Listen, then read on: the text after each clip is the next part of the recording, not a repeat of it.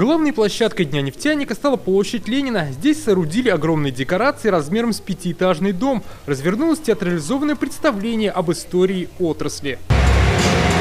Сотрудники Татнефти и других компаний устроили парад трудовых коллективов. По площади проехала современная техника. На больших платформах с декорациями артисты красочно показали работу нефтяников.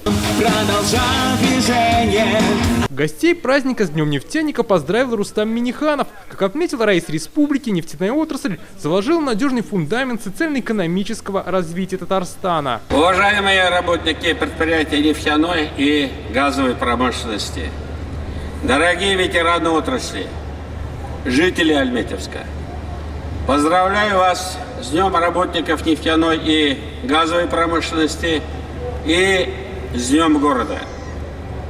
Нефтяная и газовая промышленность всегда были и будут ключевыми отраслями отечественной экономики, гарантами экономической и энергетической безопасности нашей страны.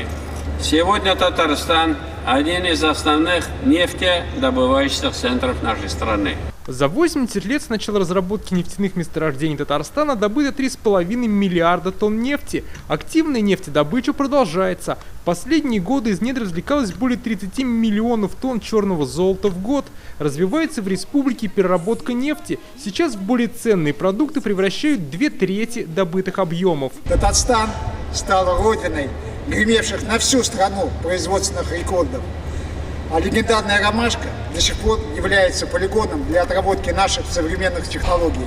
Ее запасов, поверьте, хватит еще на долгие-долгие годы. Компания «Татнефть» играет важную роль в развитии города и района, обеспечивая высокий уровень жизни для населения и внося положительные изменения во всех сферах жизни. Лучшим сотрудникам отрасли Раис Республики вручил государственные награды. Праздничное представление шло более 2 часов и завершилось фейерверком. Нефтяник, тяжелый труд, да, о своей работе могу сказать. Очень приятно было находиться здесь, получить награду. Отрасль развивается очень хорошо, энергично, я бы сказал.